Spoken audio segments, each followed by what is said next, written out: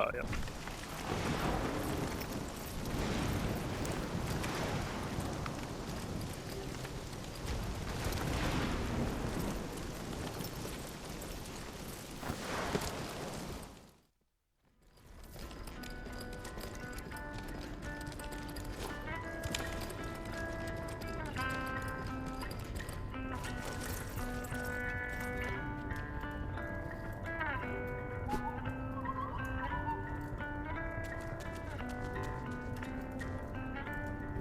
The mole squeaked happily as he slotted the fuse into a strange contraption. Arlo gasped as the room buzzed, bringing light without any flame. Nearby came the sound of metal doors scraping open.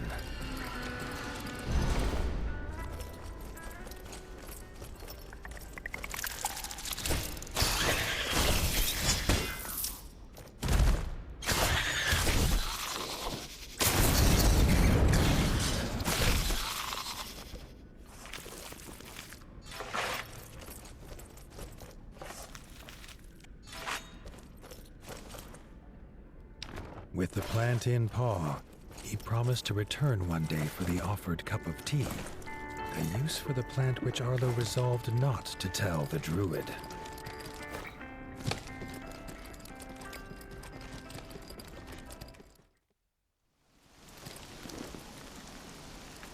Oh, I have a spider face. I just noticed that.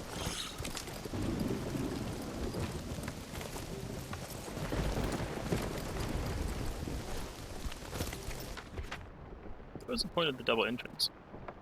Gotcha.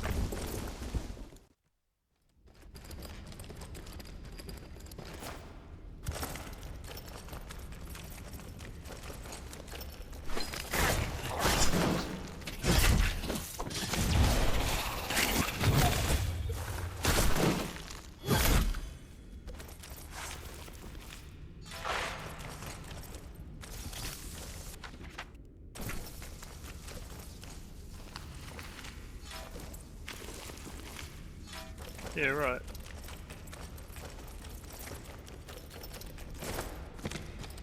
Something's the boss fight there, I guess, but I don't know what it is yet, so.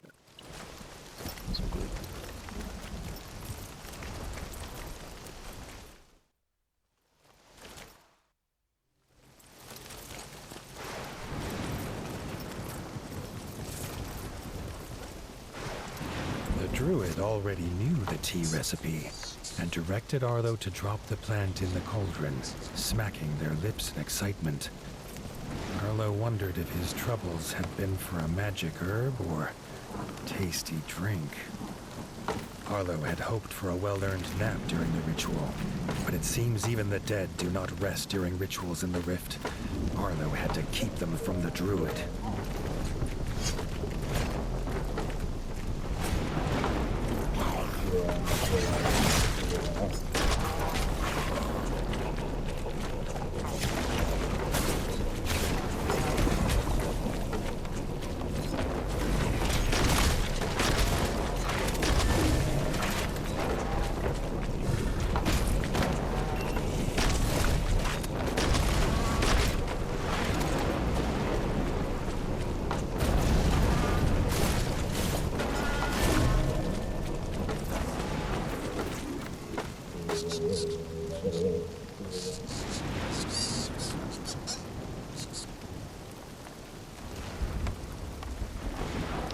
The ritual over, the dead rested once more.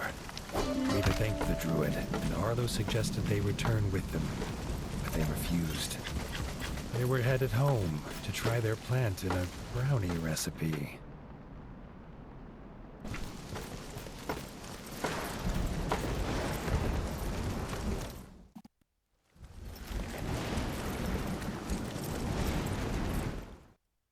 Oh, we know what type of plant that was, but.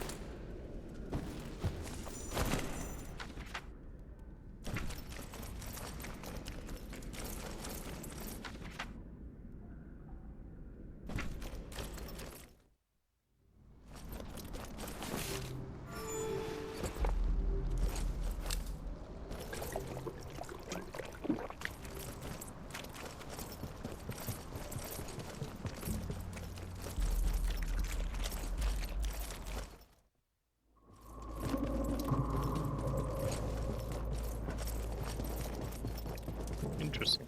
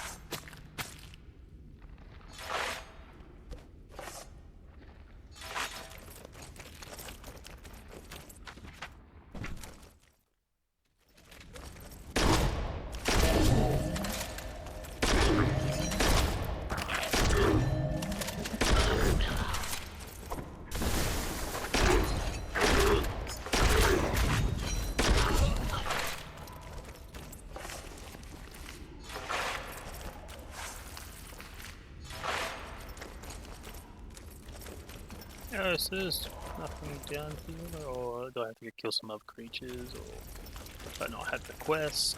What's the go here? Must have had the question. Maybe I have to go to the door first.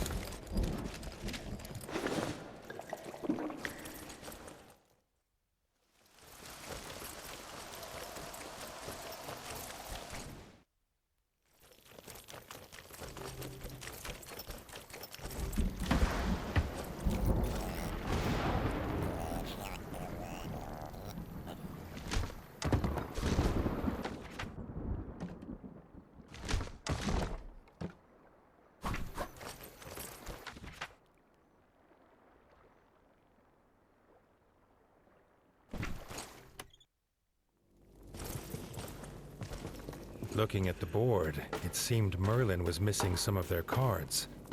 Arlo would have to keep an eye out for them on his travels.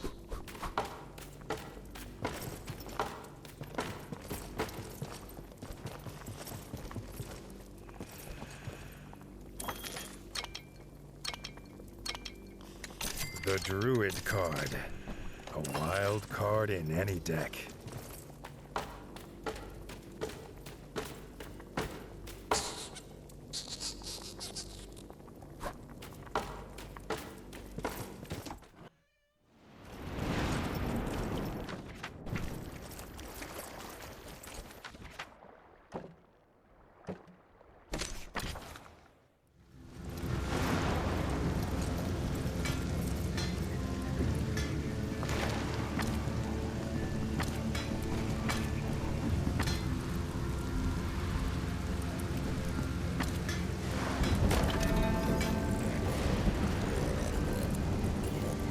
Short Tongue had reports of a strange creature in the rift, one that disappears in front of their eyes.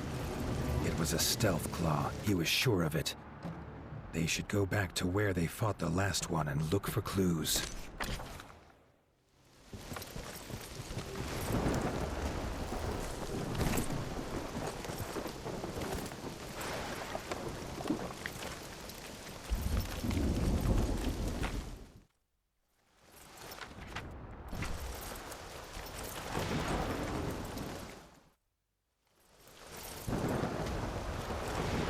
No stealth claw, but an attack nonetheless.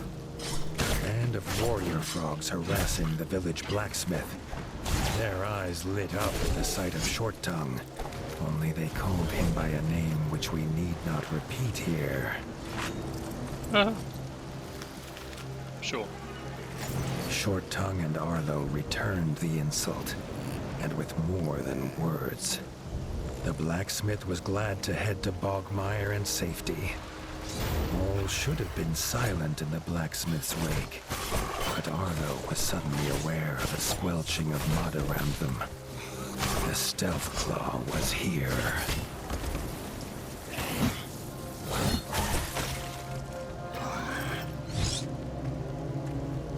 They had won this round, but they could not leave it at that. Frog and Rat agreed to hunt the stealth claw to its lair.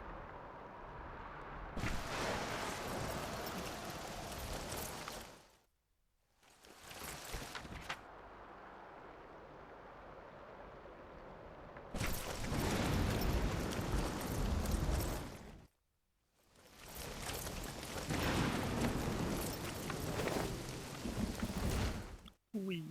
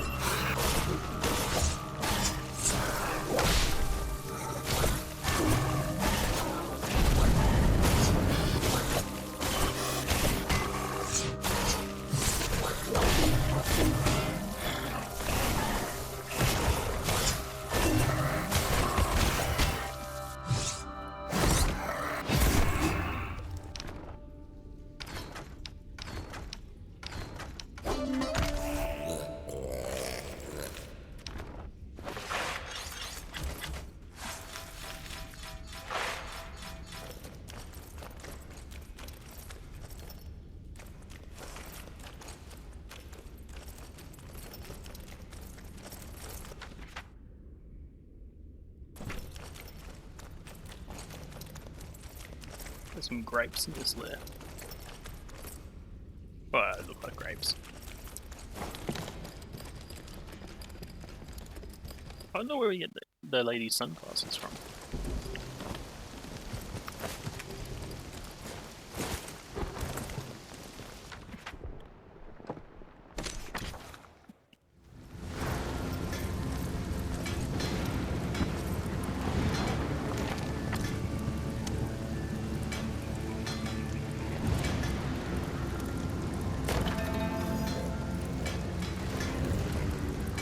Short Tongue was worried. A group of frogs had been seen in the rift. They must be lost and would no doubt be in need of rescue.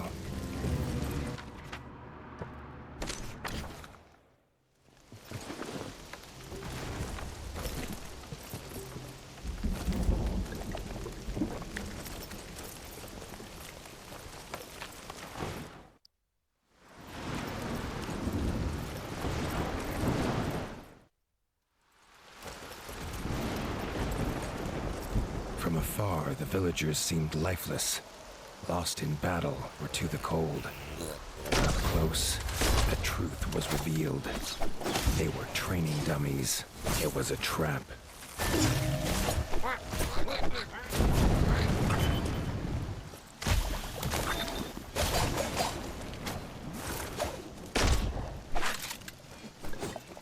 The assassin was vicious, but Frog and Rat held their ground. Injured, the attacker fled, but Short Tongue was not about to let him escape.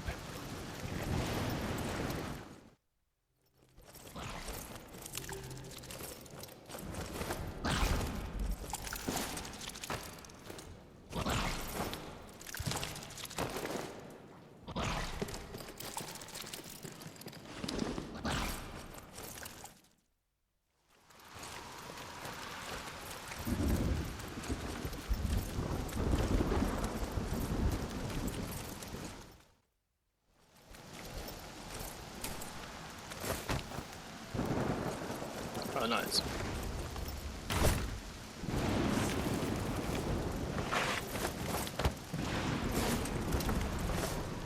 Hello, Imogen.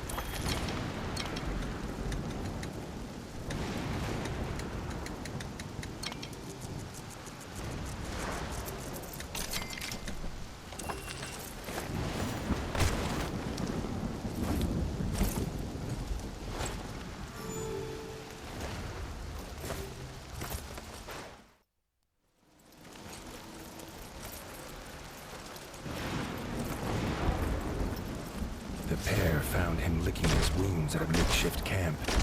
The assassin seemed to forget his pain as he took up his weapon.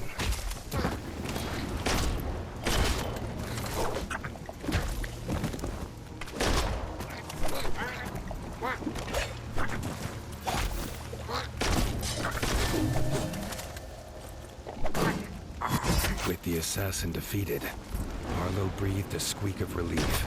But Short Tongue was not done. He needed to know who had sent them.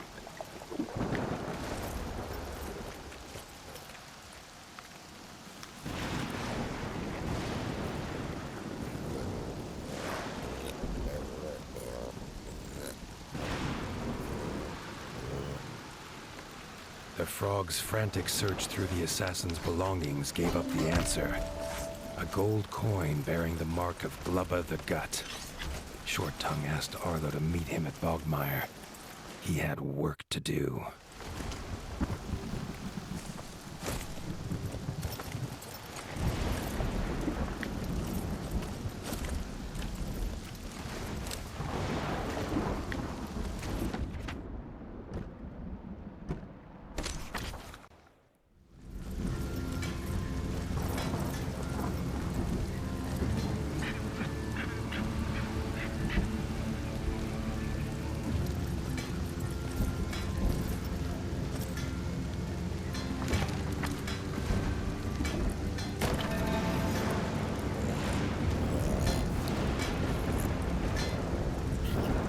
The assassin's gold coin pointed the pair toward one path.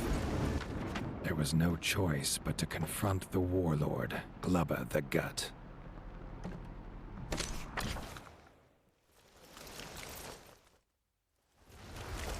Blubber the Gut.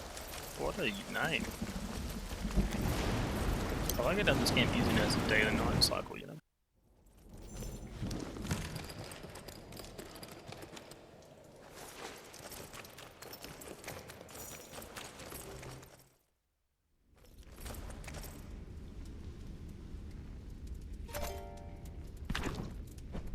That is bad.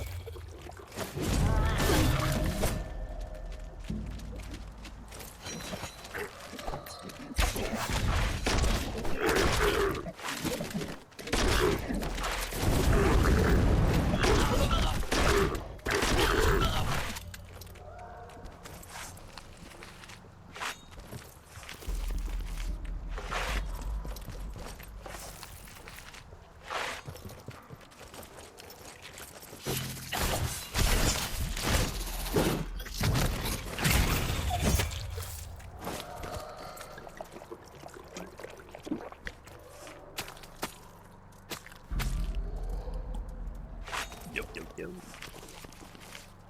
Oh yeah, it's still good. The warlord sat surrounded by enslaved frogs and laughed at the pair's demands for their freedom. He had a surprise for his guests. He's gonna do the job of the heart. The stench of the dungeon hit them as hard as its floor.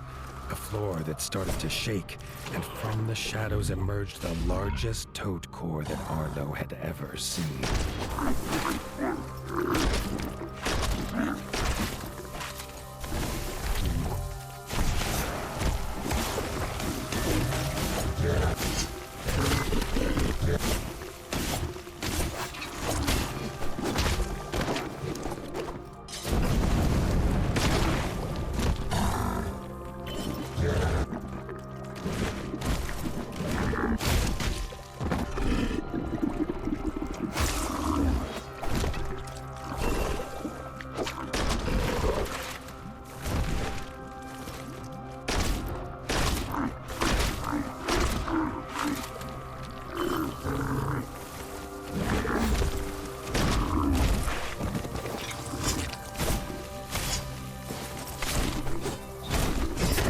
and Frog slayed the beast, its bloated corpse sinking slowly into the mud.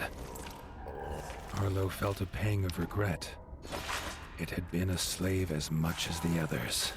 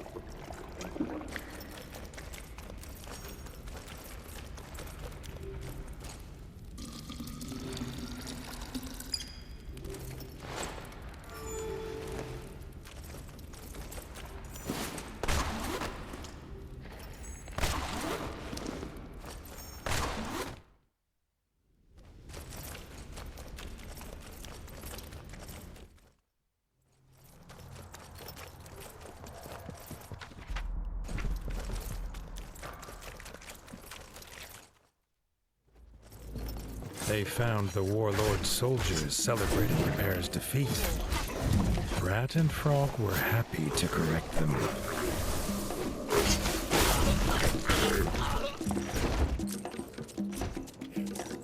Seeing the last of his soldiers fall, Blubber croaked his rage.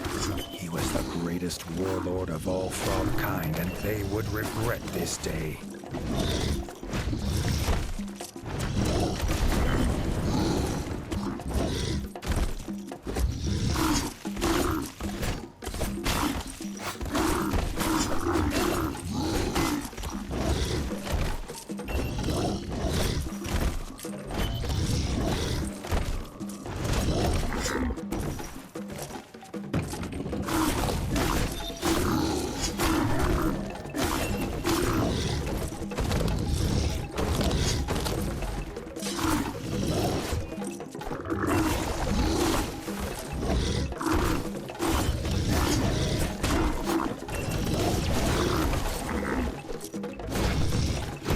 Blubber's tyranny had ended.